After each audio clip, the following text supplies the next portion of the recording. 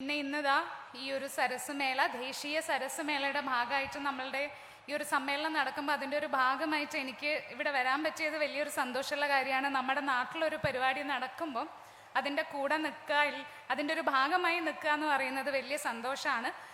എല്ലാവർക്കും അറിയുമോയെന്നറിയില്ല, ഞാനിവിടെ അടുത്ത നാട്ടുകാരിയാണ്. പട്ടാമ്പി കൊപ്പം നടുവട്ടത്താണ് എൻ്റെ വീട്.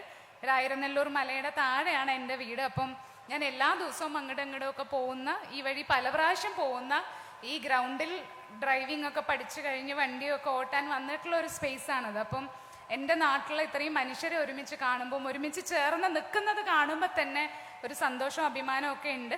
പ്രത്യേകിച്ച് നമ്മളൊരു കുടുംബശ്രീയുടെ ഭാഗമായിട്ട് ഒത്തുചേരുന്നു, അങ്ങനെ ഒരു കൂട്ടായ്മ, ഒരു സ്ത്രീ കൂട്ടായ്മ. ഞാനിങ്ങനെ ചോദിക്കുകയായിരുന്നു ഒരാഴ്ചേട്ടൻ്റെ അടുത്ത്, ഇത് നമ്മുടെ അല്ലേ, കേരളത്തിൻ്റെ അല്ലേ കുടുംബശ്രീ എന്നൊക്കെ. അപ്പം ലോകത്തിന് മുഴുവൻ മാതൃകയാവുന്ന രീതിയിൽ പ്രവർത്തിക്കുന്ന ഒരു കുടുംബശ്രീ യൂണിറ്റിൻ്റെ ഒരു മൊത്തത്തിലുള്ള കുടുംബശ്രീയുടെ ഒരു പ്രോഗ്രാമിൻ്റെ ഭാഗം എന്ന് പറയുമ്പം, സ്ത്രീകളുടെ ഒരു കൂട്ടായ്മ എന്ന് പറയുമ്പോൾ ഒക്കെ അതിൻ്റെ കൂടെ നിൽക്കാൻ എന്നും സന്തോഷമുള്ള ഒരാളാണ് ഞാൻ.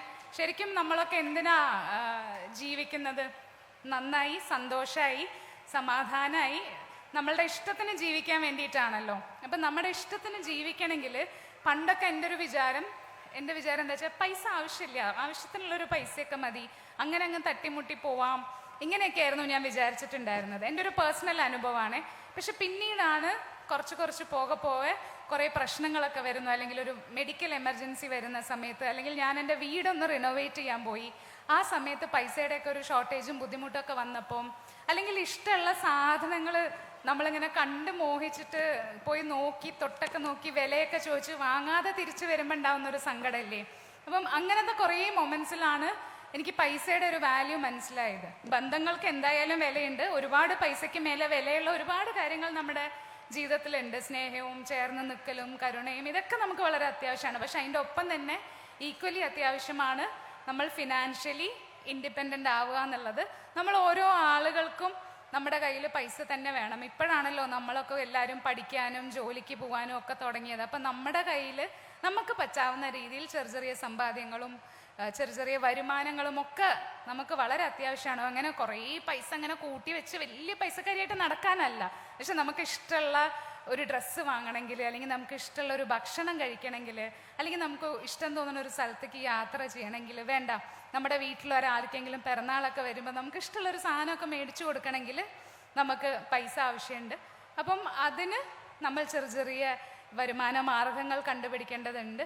അപ്പം അങ്ങനെ ഒരുപാട് പേര് കൂട്ടുചേർന്ന് ഒരു കൂട്ടായ്മയിൽ ഒരു കാര്യം ചെയ്യുമ്പോൾ അതിന് ഇനിയും കുറച്ചും കൂടെ നമ്മൾക്ക് സഹായകരമാവും. അത് പൈസ ഉണ്ടാക്കൽ മാത്രമല്ല കേട്ടോ. അപ്പം നമുക്ക് സങ്കടങ്ങൾ വരുമ്പോൾ നമുക്ക് കേൾക്കാനും നമുക്ക് പറയാനും ഒരു കൂട്ടം ആളുകൾ നമ്മുടെ കൂടെ ഉണ്ടാവുക, നമ്മളുടെ ഇഷ്ടങ്ങൾക്ക് നമ്മളുടെ ചിന്ത മനസ്സിലാവും. നമ്മളിപ്പോൾ ഒരു 10-30 പേരുടെ ഒരു ഗ്രൂപ്പ്, അല്ലെങ്കിൽ ഒരു 50 പേരുടെ ഗ്രൂപ്പിൽ നമ്മൾ ചെന്ന് പെട്ട് കഴിഞ്ഞാൽ അതിലൊരു 3-4 പേരോട് നമുക്കൊരു കൂടുതൽ അടുപ്പം വരും. എല്ലാവരും അടുപ്പക്കാരാവും, പക്ഷെ ഒരു 3-4 പേരോട് ഒരു കൂടുതൽ അടുപ്പുണ്ടാവും. അതെന്താ വെച്ചാൽ നമ്മളുടെ ചിന്തകളോടും നമ്മളുടെ സാഹചര്യങ്ങളോടും ചേർന്ന് നിൽക്കുന്ന ആളുകളായിരിക്കും. അപ്പം അങ്ങനത്തെ കുറച്ച് ആളുകളെ കൂടെ കിട്ടുക, സുഹൃത്ത് പോലെ, അനിയത്തിയെ പോലെ, ചേച്ചിയെ പോലെ, അമ്മയെ പോലെ, അങ്ങനെ കുറേ ആളുകളെ നമുക്ക് നമ്മുടെ ജീവിതത്തിൽ കിട്ടും. അപ്പം അങ്ങനെ നമുക്ക് കുറേ നല്ല കാര്യങ്ങളാണ് ഇങ്ങനെ ഒരു കൂട്ടായ്മയിൽ കിട്ടുന്നത്. അപ്പം പരസ്പരം സഹായിച്ചും പരസ്പരം സ്നേഹിച്ചും പരസ്പരം ഉപദേശങ്ങൾ കൊടുത്തും പരസ്പരം ശാസിച്ചും അങ്ങനെ പല രീതിയിൽ നമ്മളെ ഒരു ബെറ്റർ പേഴ്സൺ ആക്കുന്ന, നമ്മളെ വളരാൻ സഹായിക്കുന്ന ഒരു കൂട്ടായ്മയുടെ ഭാഗമായി നടക്കുന്ന ഒരു ഫെസ്റ്റിവലിൽ വന്നിങ്ങനെ നിൽക്കുക എന്ന് പറയുമ്പം നിങ്ങളുടെ എല്ലാവരുടെയും മുഖം കാണുമ്പം ആ ഒരു സന്തോഷത്തോടെ ഇവിടെ ഇരിക്കുന്നതും അഭിമാനത്തോടെ ഇവിടെ ഇരിക്കുന്നതിനുമൊക്കെ വേറൊരു എനർജി തന്നെയാണ്. എനിക്ക് തോന്നുന്നു മുമ്പ് ഒന്നും ചെയ്യാണ്ട് പുറത്തിറങ്ങാതെ വീട്ടിലിരുന്ന ആളുകൾക്ക് ഇപ്പം മനസ്സിലാവുന്നുണ്ടാവും, പുറത്ത് വരുമ്പം നമ്മളുടെ ലോകം വലുതാവുന്നതും നമ്മളുടെ കാഴ്ചകൾ മാറുന്നതും നമ്മളുടെ ചിന്തകൾ മാറുന്നതും നമ്മളുടെ സന്തോഷം ഇരട്ടിക്കുന്നതും ഒക്കെ നിങ്ങൾക്ക് മനസ്സിലാവുന്നുണ്ടാവും എന്ന് ഞാൻ വിചാരിക്കണു. അപ്പം എന്തായാലും നിങ്ങൾക്കിങ്ങനെ പരസ്പരം ചേർത്ത് പിടിച്ച് പരസ്പരം സ്നേഹിച്ച് പരസ്പരം പ്രോത്സാഹിപ്പിച്ച് എന്നും മുന്നിലേക്ക് പോകാൻ പറ്റട്ടെ എന്ന് ഞാൻ ആത്മാർത്ഥമായിട്ട് ആശംസിക്കുന്നു. അതിൻ്റെ ഒപ്പം തന്നെ ഇന്നത്തെ ലോകത്ത് നമുക്ക് നല്ല മനുഷ്യന്മാരെ ഒരുപാട് ആവശ്യമാണ്. അപ്പം ഇവിടെയുള്ള എല്ലാവരുടെ അടുത്തും കൂടെ ഞാൻ ഏതൊരു ആൾക്കൂട്ടത്തെ കണ്ടാലും പറയുന്ന ഒരു കാര്യമാണ്, നമ്മൾ ഏത് ജോലിയാവട്ടെ, നമ്മൾ ഡോക്ടറോ എഞ്ചിനീയറോ പൊളിറ്റീഷ്യനോ ആക്ടറോ പോലീസോ എന്തോ ആവട്ടെ, നമ്മൾക്ക് അൾട്ടിമേറ്റ്ലി ആവശ്യം നല്ല മനുഷ്യരെയാണ്.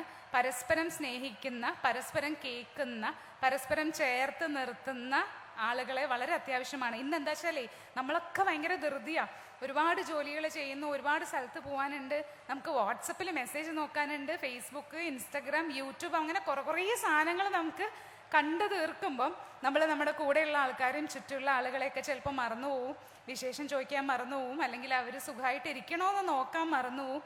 അപ്പം അങ്ങനെയൊന്നും ആവാതെ എല്ലാവരെയും ചേർത്ത് പിടിച്ച് വളരെ സ്നേഹത്തോടെ, കരുണയോടെ, എമ്പതിയുള്ള മനുഷ്യരായിട്ട് നിങ്ങൾക്ക് എല്ലാവർക്കും മാറാൻ പറ്റട്ടെ. ഏത് ജാതിയോ ഏത് സൈസോ ഏത് നിറവോ എന്തോ ആവട്ടെ, നമ്മളുടെ സോഷ്യൽ സ്റ്റേറ്റസോ മെറിറ്റൽ സ്റ്റാറ്റസോ ഇതൊന്നും ബാധിക്കാതെ പരസ്പരം ജഡ്ജ് ചെയ്യാണ്ട് സ്നേഹിക്കുന്ന മനുഷ്യരായിട്ട് നിങ്ങൾക്ക് എല്ലാവർക്കും ജീവിക്കാൻ പറ്റട്ടെ. ഒരിക്കൽ കൂടെ ദേശീയ സരസ് മേളയ്ക്ക് എൻ്റെ എല്ലാവിധ ആശംസകളും. ഇവിടെ വന്നിരിക്കുന്ന ഓരോ ആളുകൾക്കും എൻ്റെ പ്രത്യേകം സ്നേഹവും ആശംസകളും ഞാൻ അറിയിക്കുകയാണ്. Thank you so much.